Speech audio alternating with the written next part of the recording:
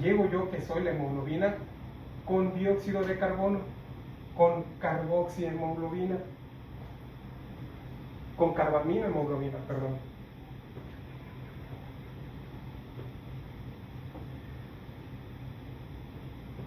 Que es la hemoglobina más el dióxido de carbono. Yo llego a un lugar donde hay mucha presión de oxígeno, y en la curva de disociación del oxígeno y la hemoglobina ya vimos que donde hay mucha presión de oxígeno, yo, que soy la hemoglobina, tengo afinidad por el oxígeno. Si yo llego, yo que soy el eritrocito, llego con mi hemoglobina saturando bajo de oxígeno, porque no lo entregué todo, llego saturando bajo de oxígeno, llego con una presión de oxígeno baja a la sangre del capilar de los alvéolos, y llego cargando dióxido de carbono. ¿Qué va a suceder con el oxígeno? Pues el oxígeno, que ya sabemos que por difusión pasa de donde hay más presión a donde hay menos presión, y va a pasar al capilar pulmonar. ¿Y qué va a decir la hemoglobina? Estoy en un lugar con mucho oxígeno. ¿Qué afinidad tengo yo la hemoglobina por el oxígeno? Cuando hay mucha presión de oxígeno, tengo mucha afinidad, me voy a saturar mucho. Y mete el oxígeno adentro de este eritrocito, en esa hemoglobina. Y esa hemoglobina ya no va a ser hemoglobina con CO2, se va a llamar oxihemoglobina.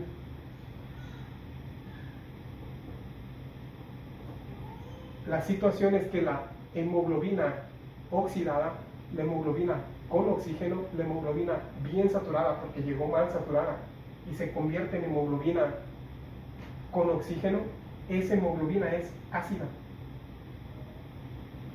Y si soy ácido, ¿por quién tengo afinidad? ¿Por los alcalinos o los ácidos? Por los alcalinos. ¿A quién rechazo? A los ácidos. Y rechazo a al CO2. El CO2 se sale de mí, y el CO2 pasa por difusión. De haber mucha concentración aquí en el capilar pulmonar, porque regresa a la sangre con mucho dióxido de carbono, se sale del eritrocito, el cual se hizo hemoglobina ácida. Al agarrar oxígeno, saca ese dióxido de carbono, y ese dióxido de carbono dice: ¿a dónde voy? Pues me voy a ir de donde hay más a donde hay menos. Aquí hay una baja presión de CO2, porque se está saliendo por la ventilación, y voy a caminar de donde hay más CO2 a donde hay menos CO2. Es decir, la hemoglobina tiene afinidad por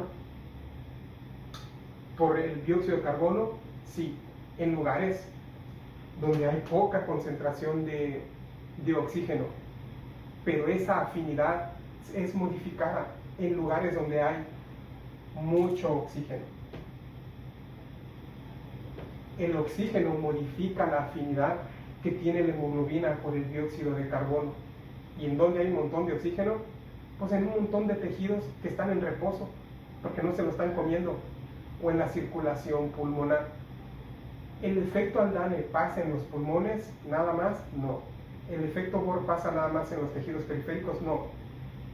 Yo nada más ahorita que estoy hablando tengo uno de esos dos efectos, o ninguno, o cuál tengo. Todos pasan al mismo tiempo en diferentes partes del cuerpo. Hay una parte que está con más acidosis y más dióxido de carbono porque está trabajando. Ahí voy a tener cierto efecto Bohr para entregar más oxígeno. Y en otras partes de mi cuerpo que están en reposo, o si yo meto este brazo al agua fría, pues el resto de mi cuerpo va a tener cierta temperatura, y esta va a estar más fría. Y la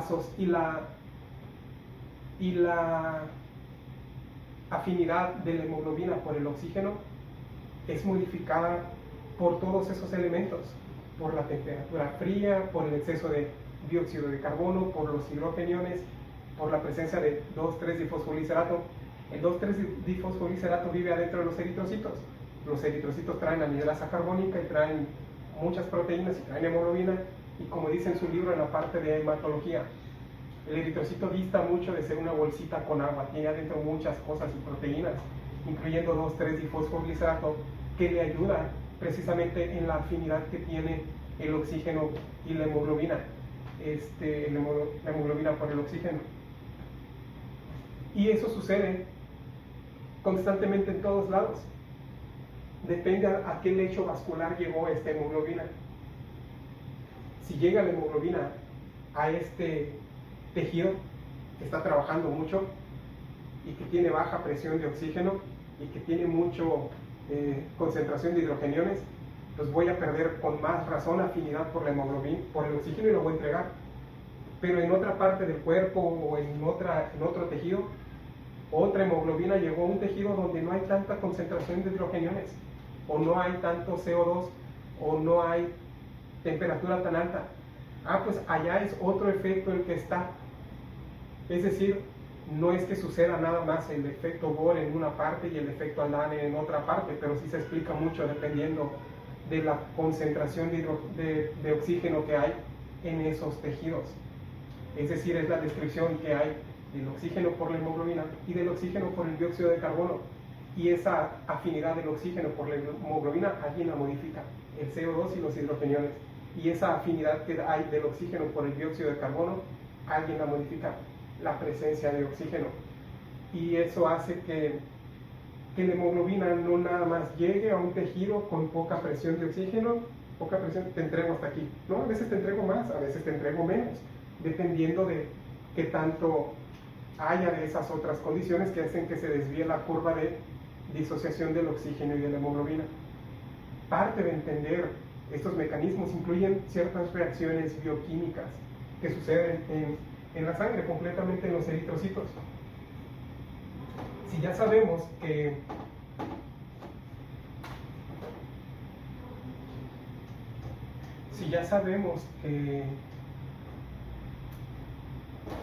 en la sangre va el oxígeno, en la sangre también va el dióxido de carbono. La situación es cómo va ese dióxido de carbono. Ese dióxido de carbono va en la sangre de varias maneras. Si ya sabemos que normalmente de oxígeno va cierta cantidad de oxígeno en la sangre, más o menos 20.1 mililitros de oxígeno en 100 mililitros de sangre cuando está saturada la hemoglobina al 100%, pero eso nunca sucede. Lleva 19.4 mililitros de oxígeno en 100 mililitros de sangre porque no se satura al 100%, satura un poquito menos en condiciones ideales. También el dióxido de carbono lleva más o menos unos 4 mililitros de CO2 en 100 mililitros de sangre. En condiciones naturales, hay veces que hay mayor producción de dióxido de carbono en los tejidos. La situación es que ese dióxido de carbono viaja de varias maneras. Ya sabemos que el oxígeno va en la hemoglobina y alguna partecita va libre. Ya sabemos que el dióxido de carbono también viaja en la hemoglobina, ya lo vimos hace ratito con la carboxihemoglobina, y también va un poquito libre, y también viaja unido a otros elementos químicos. De hecho, unido a otros elementos químicos es como viaja más. Aproximadamente el 70% del dióxido de carbono viaja como bicarbonato, y otra parte más pequeña, el 23%, es el que va unido a la hemoglobina. Y libre también va bien poquito, es decir, viaja el oxígeno libre en la sangre, sí, pero muy poquito. Viaja el dióxido de carbono libre en la sangre, sí, pero también viaja muy poquito. Viaja más convertido en otras cosas. Y en otras cosas que vienen aquí, en el eritrocito, y libre en la sangre. Por ejemplo, ¿qué sucede con el dióxido de carbono? El dióxido de carbono se mete a los eritrocitos, donde hay afinidad del dióxido de la hemoglobina por el dióxido de carbono en los tejidos periféricos. Y ese dióxido de carbono se mete al eritrocito. ¿Qué le sobra al eritrocito?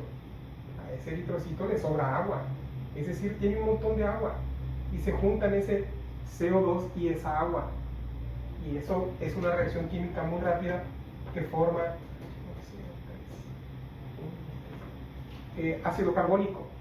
Y ese ácido carbónico, así como trae 2,3 difosfoglicerato el eritrocito, y como trae hemoglobina el eritrocito, trae otras cosas, incluyendo otra proteína que funciona como enzima, que se llama anhidrasa carbónica, y desbarata el ácido carbónico rápido en hidrogeniones y en bicarbonato.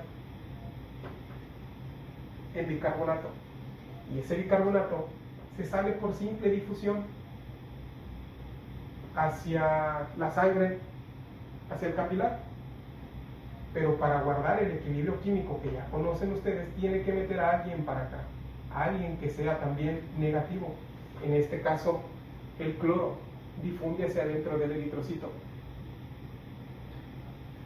Y estos hidrogeniones se vienen a la hemoglobina que tiene este eritrocito y forman la hemoglobina que transporta dióxido de carbono.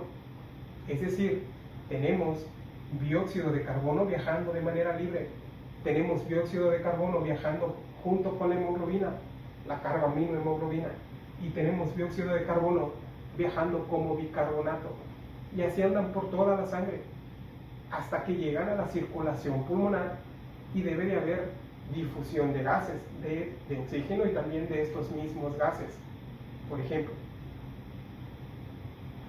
si llegamos al alveolo, va a llegar la sangre al capilar alveolar con mucho oxígeno o poco, con poco. Va a llegar con mucha presión de oxígeno o poca, con poca. Va a llegar la sangre a los capilares pulmonares sin oxígeno porque se lo comieron los tejidos. No llega sin oxígeno. Llega con poca saturación de oxígeno, más o menos a 75%, y con poca presión de oxígeno. De hecho, de los 20.1 mililitros de oxígeno por 100 mililitros de sangre, regresó con 14.4, es decir, llega con 3/4 partes de ese oxígeno que llegó a los tejidos periféricos. Y llega el eritrocito, un eritrocito que tiene hemoglobina, una hemoglobina que viene cargada de CO2. Y si aquí tenemos mucho oxígeno, pasa por difusión a donde hay menos oxígeno. Y este eritrocito que viene saturando bajo su hemoglobina, pues el oxígeno se mete para acá, para el eritrocito. Y ya sabemos que esa hemoglobina que venía con CO2 o con carbaminohemoglobina, ahora esa hemoglobina, pues voy a agarrar oxígeno y me voy a llamar oxihemoglobina.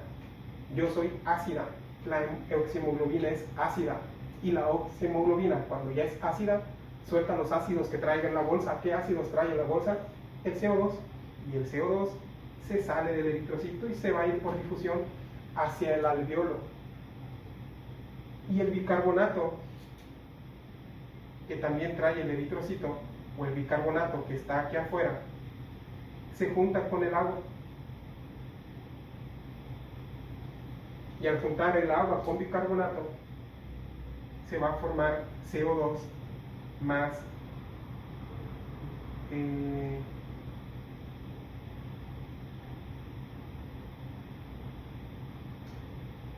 dióxido de carbono más agua.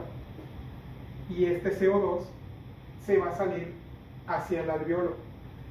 Y así tenemos las reacciones por las cuales se sale el dióxido de carbono del eritrocito o también del bicarbonato para irse en los capilares pulmonares, para irse hacia los alveolos. Tenemos estas reacciones químicas que nos ayudan a mantener un equilibrio entre las concentraciones tanto de oxígeno como de dióxido de carbono en el alveolo, y del oxígeno y del dióxido de carbono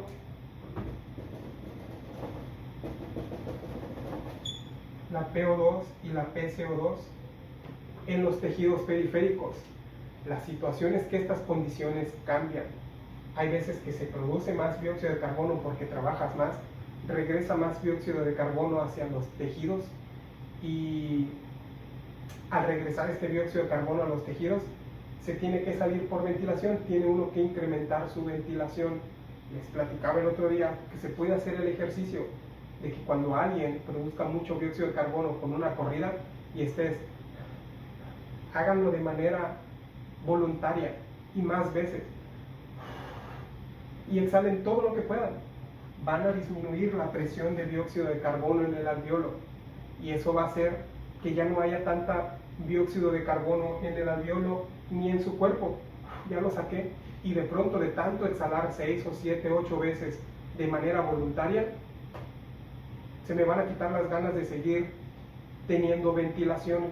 Para eso sirve la ventilación pulmonar, menos ventilación o más ventilación, para regular las presiones de dióxido de carbono, regular las presiones de oxígeno, tanto en el alveolo como en los capilares pulmonares, como en los tejidos periféricos.